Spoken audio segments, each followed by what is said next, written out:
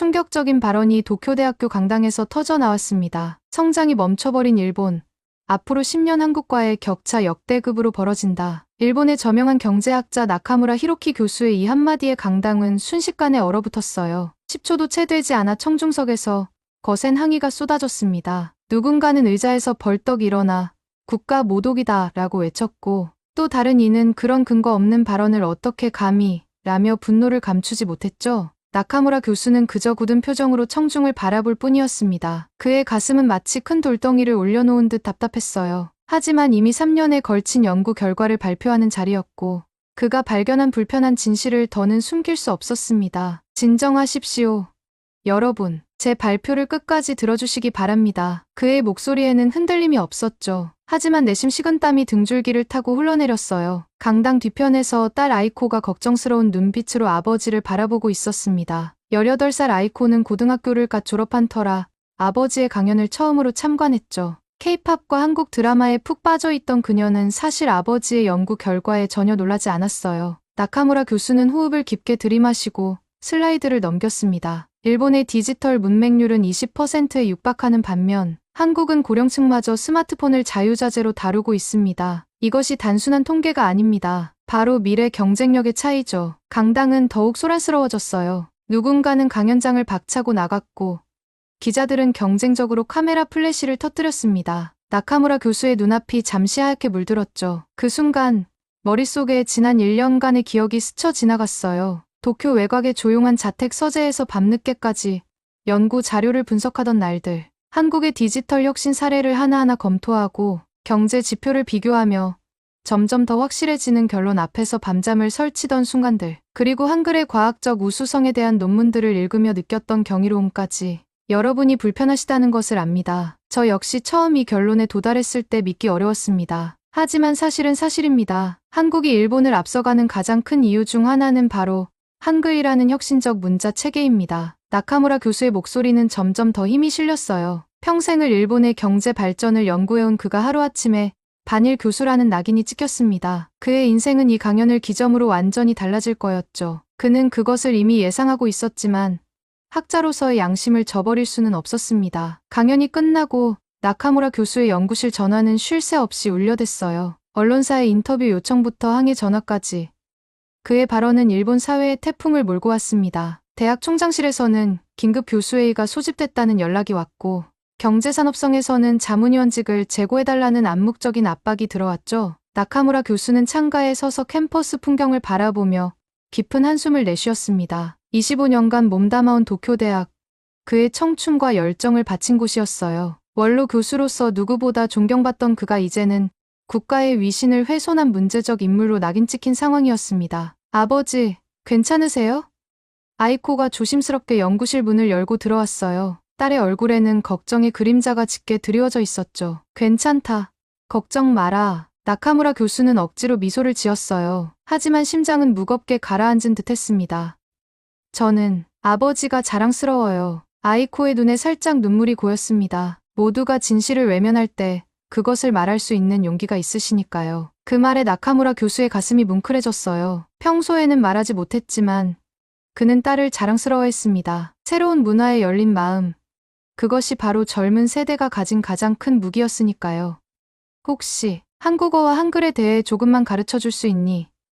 나카무라 교수가 조심스럽게 물었어요. 아이코의 눈이 반짝였죠. 바로 그때 연구실 문이 요란하게 열렸습니다. 동료 교수 5명이 심각한 표정으로 들어섰어요. 히로키, 도대체 무슨 생각이었나?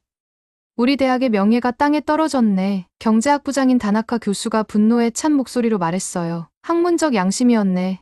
다나카 군. 나카무라 교수의 목소리는 차분했지만 단호했습니다. 비교 연구를 하면서 우리보다 앞선 부분이 있다고 인정하는 것과 공개, 석상에서 일본이 한국에 뒤처진다고 선언하는 것은 전혀 다른 문제야.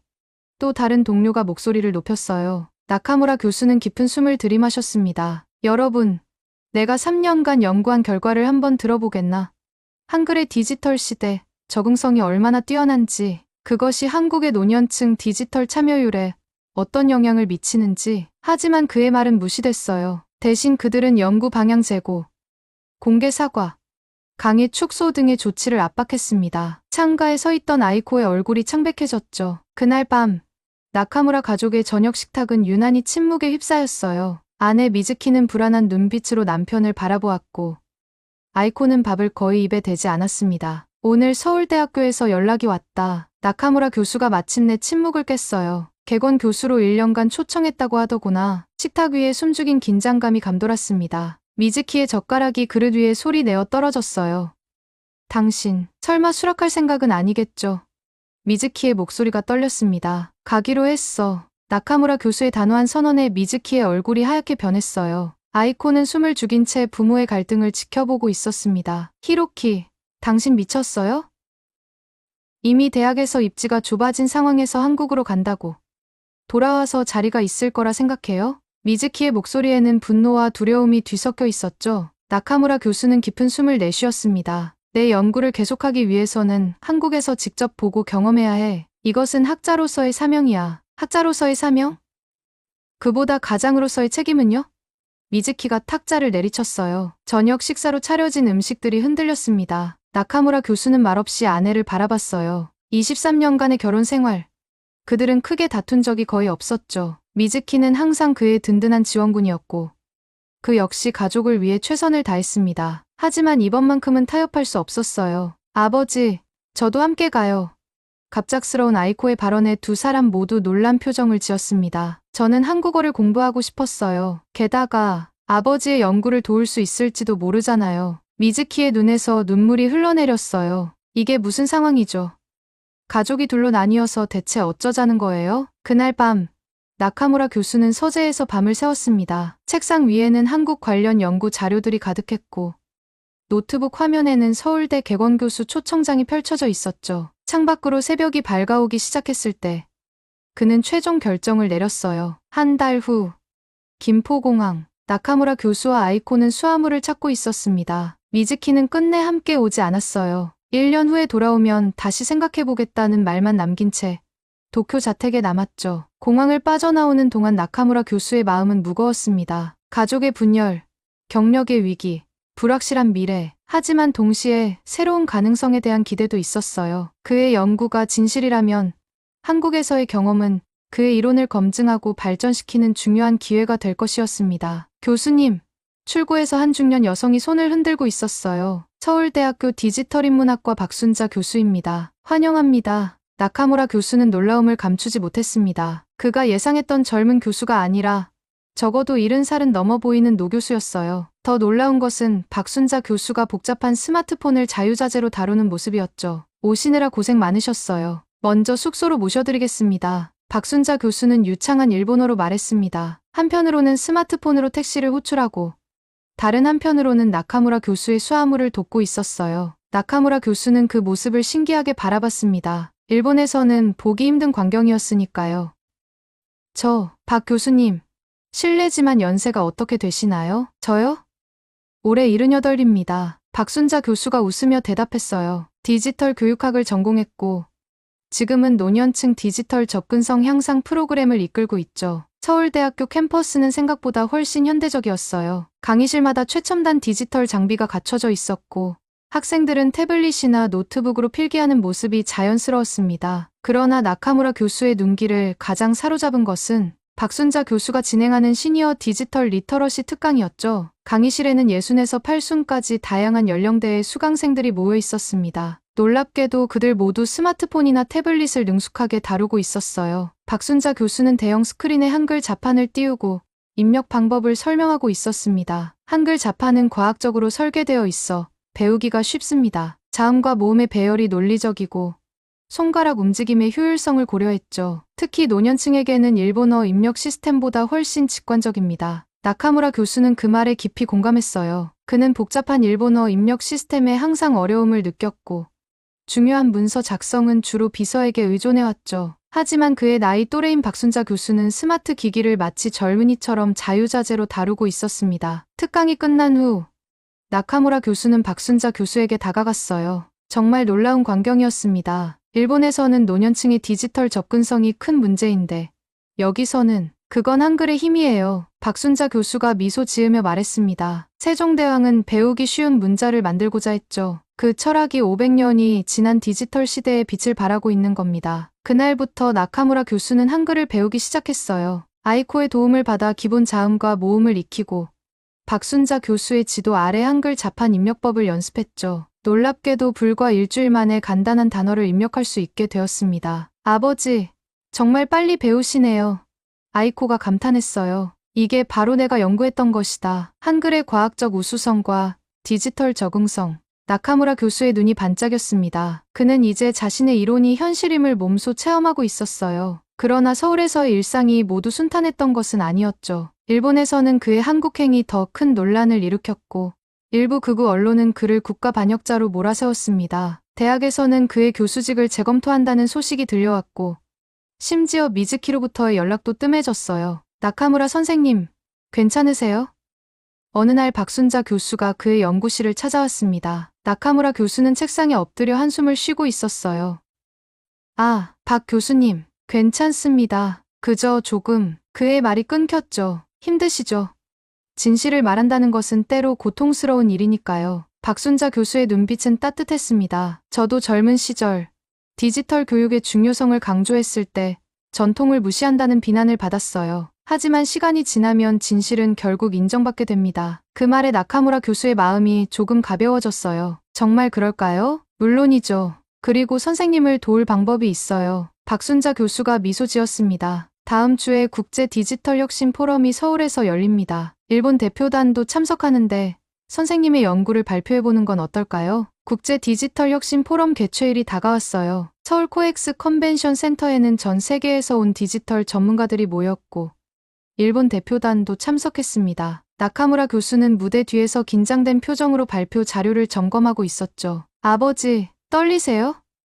아이코가 물었어요. 당연하지. 저기 앞줄에 일본 경제산업성 차관도 앉아있다. 나카무라 교수의 목소리가 살짝 떨렸습니다. 이번 발표는 그의 경력을 완전히 끝낼 수도 아니면 새로운 가능성을 열어줄 수도 있는 중요한 순간이었죠. 걱정 마세요. 아버지는 진실만을 말하시는 거니까요. 아이코가 아버지의 손을 꼭 잡았어요. 발표 시간이 되었습니다. 나카무라 교수는 깊은 숨을 들이마시고 무대 위로 올라갔어요. 객석에는 수백 명의 청중이 앉아 있었고 그 중에는 일본 언론인들도 보였습니다. 안녕하십니까.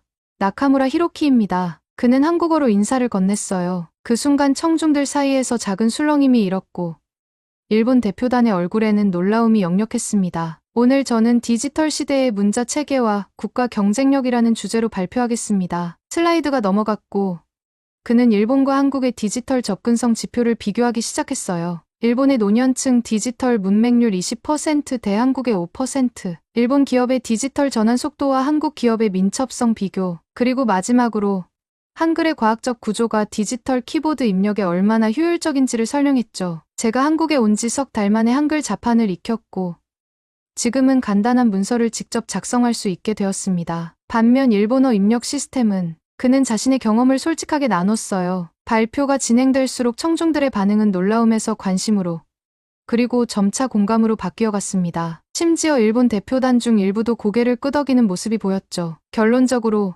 한국이 디지털 혁신에서 앞서가는 이유 중 하나는 바로 한글이라는 혁신적 문자 체계에 있습니다. 이것은 단순한 문화적 자산이 아니라 국가 경쟁력의 핵심 요소가 되었죠. 일본이 앞으로 나아가기 위해서는 이러한 사실을 인정하고 우리의 문자 체계를 디지털 시대에 맞게 재구성하는 노력이 필요합니다. 발표가 끝나자 기대 이상의 박수가 터져 나왔어요. 여러 사람들이 질문을 던졌고 심지어 일본 대표단 중 한 명도 손을 들었습니다. 나카무라 교수님, 저는 일본 총무성 디지털 정책국의 사토 요시히로입니다. 솔직히 처음에는 교수님의 주장이 일본을 깎아내리기 위한 것이라 생각했습니다만 오늘 발표를 듣고 많은 점을 생각하게 되었습니다. 혹시 일본 정부의 디지털 혁신 자문단에 참여할 의향이 있으신지요? 그 질문에 나카무라 교수는 잠시 말문이 막혔어요. 예상치 못한 반응이었죠. 그의 눈에 잠시 눈물이 맺혔습니다. 3개월 전만 해도 일본 정부 자문직에서 쫓겨날 위기에 처했던 그가 이제는 새로운 기회를 얻게 된 것이었어요. 그것은 영광이겠습니다. 나카무라 교수가 겸손하게 대답했어요. 포럼이 끝난 후 박순자 교수가 그를 찾아왔습니다. 축하해요. 나카무라 선생님. 용기 있는 발표였어요. 모두 박 교수님 덕분입니다. 나카무라 교수가 진심으로 감사를 표했어요. 이제 어떤 계획을 가지고 계신가요? 박순자 교수가 물었습니다. 나카무라 교수는 잠시 생각에 잠겼어요. 일본으로 돌아가 미즈키를 설득해야겠죠. 그리고 제가 배운 것을 일본 사회에 나누고 싶습니다. 포럼 다음 날 놀라운 일이 벌어졌어요. 일본 주요 언론들이 나카무라 교수의 발표를 다루기 시작했고 이번에는 국가 모독이 아닌 디지털 혁신을 위한 도전적 제안이라는 관점에서였습니다. 특히 젊은 층 사이에서는 그의 주장에 공감하는 목소리가 높아졌죠. 서울 아파트에서 아침 뉴스를 보던 나카무라 교수와 아이코는 그 변화에 놀랐어요. 아버지, 이제 일본에서도 아버지의 연구를 인정하기 시작한 것 같아요. 나카무라 교수는 아직 조심스러웠지만 희망의 불씨가 느껴졌습니다. 그때 그의 휴대폰이 울렸어요. 발신자는 미즈키였죠. 여보세요, 미즈키. 나카무라 교수의 목소리가 떨렸어요. 거의 한 달 만에 전화였습니다. 히로키, 당신 뉴스에 나왔어요. 미즈키의 목소리는 복잡한 감정이 섞여 있었죠. 우리 동네 슈퍼마켓에서 아주머니들이 당신 이야기를 하고 있더라고요. 그 교수 말이 맞다면서요. 나카무라 교수는 가슴이 뭉클해졌습니다. 정말? 미즈키. 히로키. 내가 당신을 오해했을지도 몰라요. 미즈키의 목소리가 부드러워졌어요. 당신이 한국에 간 것은 단순한 고집이 아니라 진실을 찾기 위한 여정이었던 거죠? 그래. 그랬어. 나카무라 교수의 눈시울이 붉어졌습니다. 미즈키, 여기서 정말 놀라운 것들을 발견했어. 한글이 얼마나 혁신적인 문자 체계인지, 그것이 디지털 시대에 어떤 강점을 가지는지. 전화 너머로 미즈키의 웃음소리가 들렸어요. 당신 목소리가 달라졌네요. 마치 새로운 장난감을 발견한 어린아이 같아요. 나카무라 교수도 웃음을 터뜨렸습니다. 맞아. 정말 그런 기분이야. 새로운 세계를 발견한 느낌이랄까? 히로키. 나 서울에 가볼까 해요. 당신과 아이코가 보고 싶어요. 미즈키의 말에 나카무라 교수는 잠시 숨을 멈췄어요. 정말? 미즈키. 그게 정말 좋을 것 같아. 그렇게 일주일 후 미즈키도 서울에 합류했습니다. 가족이 다시 모이자 아이코는 눈물을 감추지 못했어요. 그들은 함께 한국 문화를 경험하고 박순자 교수의 특강에도 참석했죠. 미즈키는 처음에는 조금 어색해했지만 곧 한국의 일상에 적응해갔습니다. 어느 날 저녁, 한강변을 산책하던 나카무라 부부는 나란히 앉아 야경을 바라봤어요. 히로키, 솔직히 말해봐요. 당신은 정말 한글이 일본어보다 우수하다고 생각해요? 미즈키가 조심스럽게 물었습니다. 나카무라 교수는 잠시 생각에 잠겼어요. 우수하다기보다는 다른 강점을 가지고 있다고 말하고 싶어. 일본의 한자 문화도 깊은 역사와 아름다움이 있지. 하지만 디지털 시대에는 한글이 가진 논리적 구조와 배우기 쉬운 특성이 큰 장점이 되는 거야. 미즈키는 이해한다는 듯 고개를 끄덕였어요. 요즘 일본에서도 디지털 문맹 문제가 심각하다고 뉴스에 많이 나와요. 특히 노인들은 스마트폰 사용을 너무 어려워해요. 그래. 바로 그 문제야. 우리가 해결해야 할 과제지. 나카무라 교수의 목소리에 열정이 실렸습니다. 그때 미즈키의 휴대폰이 울렸어요. 화면을 보더니 의아한 표정을 지었습니다. 도쿄대학교 총장실에서 온 전화네요. 나카무라 교수는 긴장했어요. 마침내 그의 교수직에 대한 최종 결정이 내려진 것일까? 미즈키가 전화를 받고 몇 마디 나눈 후 놀란 표정으로 전화를 끊었습니다. 히로키, 총장님이 직접 당신과 통화하고 싶다고 해요. 내일 오전 11시에 화상회의를 하자고. 나카무라 교수의 심장이 빠르게 뛰었어요. 이것이 그의 교수 생활의 끝을 알리는 전화일까? 아니면 새로운 시작일까? 다음 날 아침, 나카무라 교수는 서울대 연구실에서 도쿄대 총장과의 화상회의를 준비했습니다. 박순자 교수도 함께 있어 그에게 용기를 주었어요. 걱정 마세요. 어떤 결정이 내려지든 진실을 말한 것을 후회하지 않으셨으면 좋겠어요. 박순자 교수가 그의 어깨를 토닥였죠. 화상회의가 시작되었어요. 모니터 화면에 야마구치 총장의 엄숙한 얼굴이 나타났습니다. 나카무라 교수는 본능적으로 허리를 곧게 폈죠. 나카무라 교수, 오랜만입니다. 야마구치 총장의 목소리는 의외로 부드러웠어요. 총장님, 안녕하십니까. 나카무라 교수가 공손히 인사했습니다. 국제 디지털 혁신 포럼에서의 발표. 잘 봤습니다. 야마구치 총장이 말했어요. 처음에는 당신의 발언이 우리 대학의 명예를 훼손한다고 생각했지만 이제는 다른 관점에서 보게 되었습니다. 나카무라 교수는 놀라움을 감추지 못했어요. 그게 무슨 의미인지. 일본 정부가 디지털 혁신 태스크포스를 구성했습니다. 특히 노년층의 디지털 접근성 향상을 위한 정책을 개발하는 것이 목표죠. 야마구치 총장이 설명했어요. 그리고 그들이 당신을 자문위원으로 지명했습니다. 나카무라 교수는 말문이 막혔어요. 불과 몇 개월 전까지만 해도 반일 교수라는 낙인이 찍혔던 그가 이제는 국가적 프로젝트의 자문위원으로 초청받다니 우리 대학도 당신의 연구에 더 큰 지원을 하고 싶습니다. 특별 연구팀을 구성하여 디지털 시대의 문자, 체계와 접근성에 관한 프로젝트를 진행하면 어떨까요? 야마구치 총장이 제안했어요. 나카무라 교수의 눈가에 눈물이 맺혔습니다. 이 모든 것이 꿈만 같았죠. 총장님, 이런 기회를 주셔서 감사합니다. 기꺼이 참여하겠습니다. 화상 회의가 끝난 후 그는 연구실에서 벌떡 일어나 창밖을 바라봤어요. 서울의 활기찬 도시 풍경이 눈에 들어왔습니다. 지난 반년간의 여정이 주마등처럼 스쳐 지나갔죠. 도쿄대 강당에서의 논란, 가족과의 갈등, 서울에서의 새로운 발견들. 교수님, 좋은 소식이군요. 박순자 교수가 기뻐했어요. 네. 정말 믿기지 않습니다. 나카무라 교수가 감격에 찬 목소리로 말했어요. 처음에는 그저 학문적 호기심으로 시작한 연구였는데 이제는 실제 변화를 만들어낼 수 있게 되었습니다. 그날 저녁, 나카무라 가족은 작은 축하 파티를 열었어요. 서울의 한 한식당에서 미즈키와 아이코, 그리고 박순자 교수와 함께 맛있는 음식을 나누며 기쁨을 나눴죠. 아버지, 정말 자랑스러워요. 아이코가 환하게 웃었어요. 모두 너희들 덕분이야. 나카무라 교수는 가족과 박순자 교수를 바라보며 말했습니다. 미즈키, 내가 이해해주지 않았다면 이런 성과는 불가능했을 거야. 아이코, 내가 먼저 한국 문화에 관심을 가져줘서 내 시야를 넓혀주었고, 그리고 박 교수님, 당신의 지도와 격려가 없었다면 이제 앞으로가 더 중요해요. 박순자 교수가 말했어요. 두 나라가 서로의 장점을 배우고 함께 발전해 나갈 수 있도록 돕는 역할을 하셔야 합니다. 나카무라 교수는 고개를 끄덕였어요. 네. 그것이 제 사명이라고 생각합니다. 문화적 우월감은 발전의 가장 큰 적이죠. 진정한 애국은 자국의 문제를 직시하고 더 나은 방향으로 나아가는 데 기여하는 것이라고 믿습니다. 그래서 우리는 언제 일본으로 돌아가나요? 미즈키가 물었어요. 나카무라 교수는 잠시 생각에 잠겼습니다. 원래 계획대로 서울에서의 연구를 마무리하고 3개월 후에 돌아가는 게 좋을 것 같아. 그때까지 한글과 한국의 디지털 혁신 사례를 더 깊이 연구하고 싶어.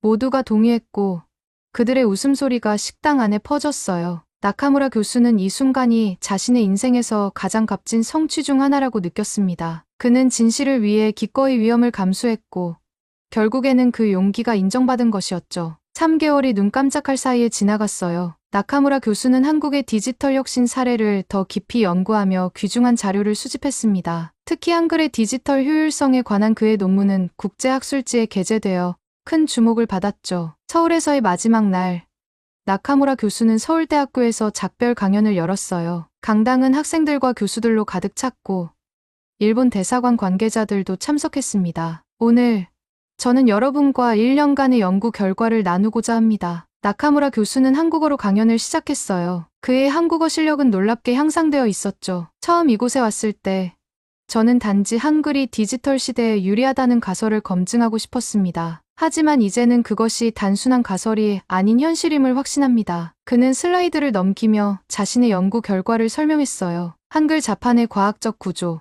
노년층의 높은 디지털 참여율, 그리고 이것이 국가 경쟁력에 미치는 영향까지.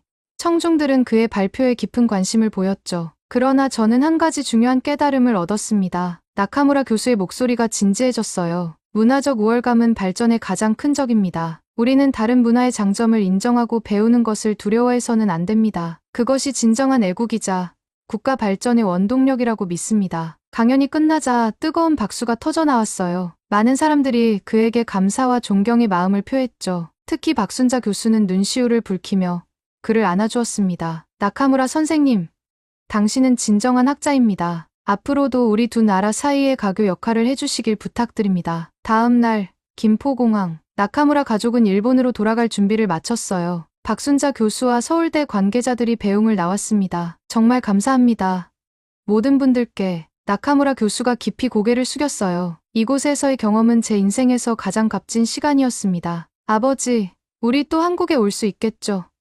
아이코가 물었어요. 물론이지. 나카무라 교수가 미소 지었습니다. 이제 우리 집은 두 곳이 있는 셈이니까. 비행기 안에서 나카무라 교수는 창밖으로 점점 멀어지는 서울의 풍경을 바라봤어요. 그의 마음은 이제 평온했습니다. 그는 자신의 진실을 지키기 위해 모든 것을 걸었고, 결국에는 그것이 옳은 선택이었음이 증명됐죠. 도쿄에 도착하자 공항에는 예상치 못한 환영단이 기다리고 있었어요. 일본 정부의 디지털 혁신 태스크포스 멤버들과 도쿄대학교 동료들이었죠. 환영합니다. 나카무라 교수님이라는 플래카드가 눈에 띄었습니다. 이게 무슨 일이죠?